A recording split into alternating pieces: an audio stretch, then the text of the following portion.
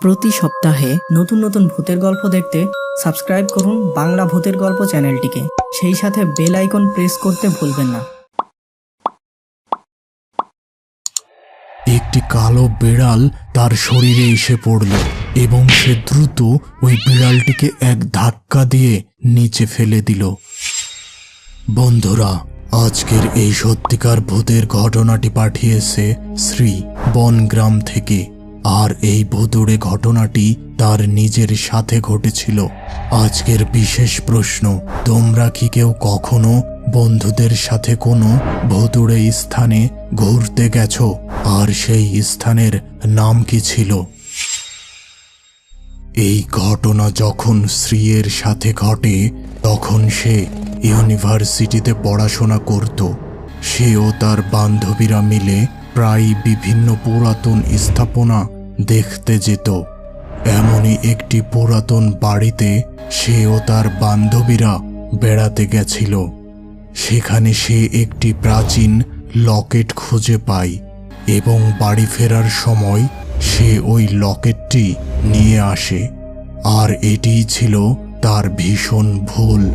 আমাদের কখনোই উচিত নয় এইসব প্রাচীন স্থাপনা থেকে কোনো কিছু নিয়ে আসা। রাত তখন প্রায় 1টা। বাসার সকলে ঘুমিয়ে পড়েছে, কিন্তু শ্রীয়ের কিছু কাজ থাকায় সে এখনো জেগে আছে। এবার সে কাজ শেষ করে যখন তার ঘরের দরজা লাগাতে যাবে এমন সময় বাড়ির প্রধান দরজায় কড়া নাড়ার শব্দ শোনা গেল। এত রাতে কে আবার আসলো? শ্রী কিছুটা হতবুদ্ধি হয়ে সেখানেই দাঁড়িয়ে থাকলো। এবার আবার দরজায় কড়া নাড়ার শব্দ, কিন্তু আগের থেকে বেশ জোরে শোনা গেল। এবার শ্রী এর মা এসে দরজা খুলে দিল। সামনে দাঁড়িয়ে আছে একটি শাড়ি পরিহিত মহিলা এবং তার মুখে ঘোমটা ছিল। আপনি কে? এত রাতে এখানে কি? মহিলাটি কিছু সময় চুপ থেকে বলল, তোমার মেয়ের ঘরের বিছানার নিচে একটি কাটা মুন্ডু আছে, ওটা আমাকে এনে দাও, তাহলে আমি চলে যাব। এই কথা শুনে শ্রী ও তার মা ভীষণ অবাক হলো এবং তারা ভাবল যে এই মহিলাটি হয়তো কোনো পাগল বা মানসিক রোগী। দুইজনের অবাক ভাব কাটতে না কাটতেই মহিলাটি দ্রুত ঘরে ঢুকে সোজা শ্রীয়ের থাকার ঘরের দিকে রওনা দিল। আর কিছু পরেই হাতে একটি কাটা মুন্ডু নিয়ে হাজির হলো।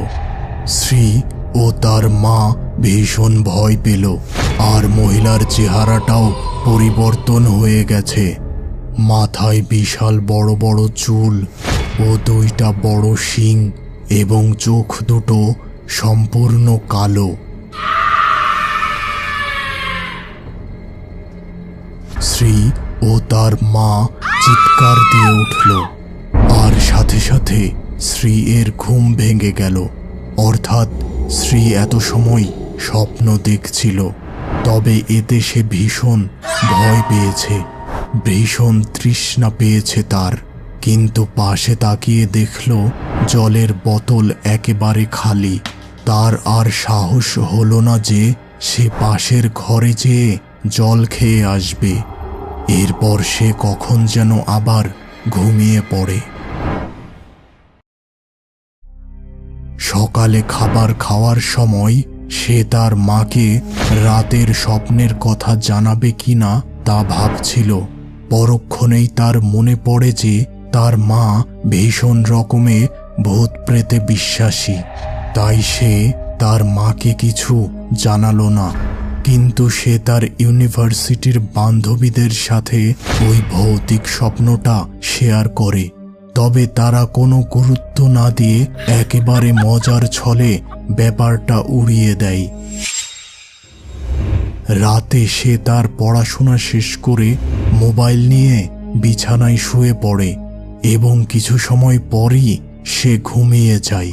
হঠাৎ সে নিজেকে একটি প্রাচীন 2 তলা বাড়িতে আবিষ্কার করে। সে এখানে কিভাবে আসলো এটা ভেবেই সে ভীষণ হকচকিয়ে যায়। এবার সে সোজা 2 তলায় ওঠে। সেখানে একটি ঘরে প্রবেশ করে। মেঝেতে সাদা রং দিয়ে কি সব চিহ্ন আঁকা এবং মাঝখানে একটি মোমবাতি জ্বলছে। শ্রী ভীষণ ভয় পায় এবং সে তার পিছনে কাউকে অনুভব করে। সে দ্রুত পিছন ফিরল। আরে, এ তো গত রাতে স্বপ্নে দেখা সেই ভুতুড়ে মহিলা। মহিলাটি এক দৃষ্টিতে শ্রীয়ের দিকে তাকিয়ে আছে। প্রচণ্ড ভয়ে তখনই শ্রী দৌড় শুরু করল। আর দৌড়াতে দৌড়াতে সে একটি অন্ধকারে হারিয়ে গেল। আর সাথে সাথে তার ঘুম ভেঙে গেল। তারপর অনেক চেষ্টা করেও সে আর ঘুমাতে পারল না। এবার সে তার ঘরের পাশের বারান্দায় হাঁটাহাঁটি শুরু করলো। তখনই হঠাৎ একটি কালো বিড়াল তার শরীরে এসে পড়ল এবং সে দ্রুত ওই বিড়ালটিকে এক ধাক্কা দিয়ে নিচে ফেলে দিল। কিন্তু যখন সে নিচে ওই বিড়ালটির খোঁজ করল, সে কিন্তু কিছুই দেখতে পেল না।